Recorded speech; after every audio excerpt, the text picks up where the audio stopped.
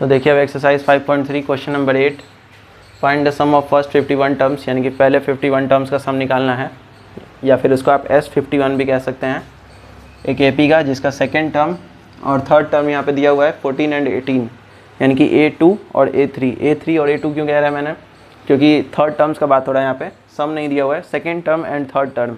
Second term को आप कैसे डिनोट करेंगे, A2 से, और थर्ड टर्म को डिनोट करेंगे A3 से।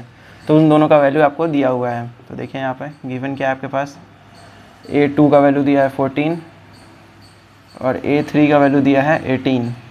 इसकी मदद से आपको निकालना है S51। तो देखिए यहाँ पे, क्योंकि आपको पता है क्या होता है A plus n minus 1 into D को आप क्या लिखते हैं, AN लिख सकते हैं। तो इसी का यूज़ हम लोग करने वाले हैं यहाँ पे। सबसे पहले A2 के लिए A plus 2 minus 1 into D क्या हो जाएगा, A2 हो जाएगा, यानी कि A प्लस डी। A2 का वैल्यू है 14। तो ये आपका फर्स्ट इक्वेशन। क्योंकि A और D आपको नहीं पता है तो आप वैल्यू पुट नहीं कर सकते यहाँ पे। ऑल्सो फॉर A3 हम लोग क्या लिख सकते हैं, A plus 3 minus 1 into D को हम लोग क्या लिख सकते हैं, A3 लिख सकते हैं, यानी कि A प्लस 2D का वैल्यू कितना हो जाएगा, 18।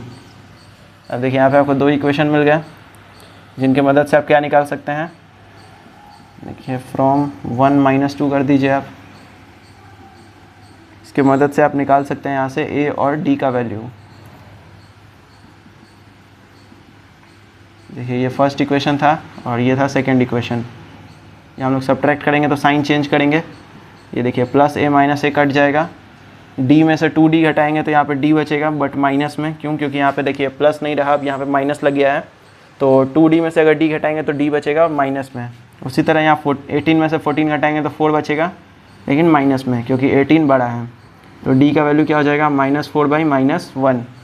यहाँ पे सिर्फ माइनस को नीचे नहीं भेजेंगे हम लोग, माइनस के साथ एक 1 लगा देंगे, क्योंकि नीचे 1 रहे या नहीं रहे उससे हम लोग कोई फ़र्क नहीं पड़ता, क्योंकि सबके नीचे क्या होता है, 1 होता है। ये देखिए माइनस से माइनस कैंसिल हो जाएगा, तो D का वैल्यू आपको क्या मिल गया, 4 मिल गया यहाँ से। इसको आप पुट कर सकते हैं, पुटिंग इन 1।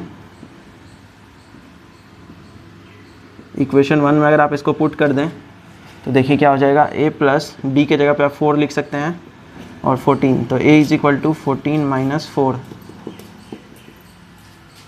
तो यहाँ से A का वैल्यू आपको मिल गया 10।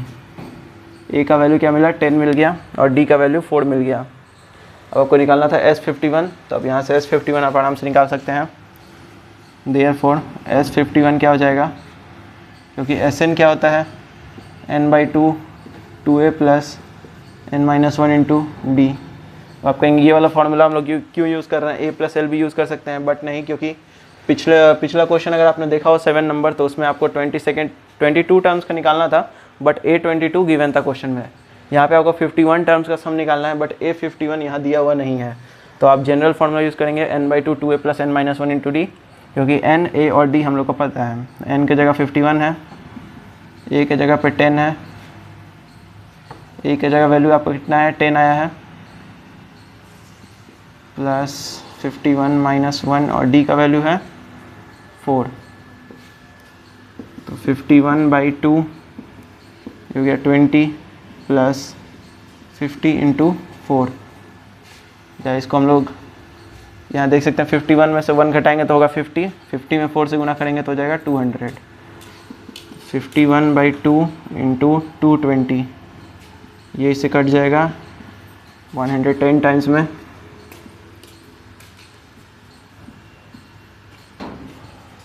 यहाँ पे देखिए 5610 आ रहा है S51 का वैल्यू। हाँ, तो देखिए 5610 S51 का वैल्यू आ रहा है। तो यही आपको यहाँ निकालना था, सम ऑफ 51 टर्म्स। तो यही आपका क्या हो जाएगा, आंसर हो जाएगा। तो इस वीडियो में इतना ही था। वीडियो को लाइक करिए, चैनल को सब्सक्राइब करिए, साथ ही अपने दोस्तों में शेयर करिए वीडियो को।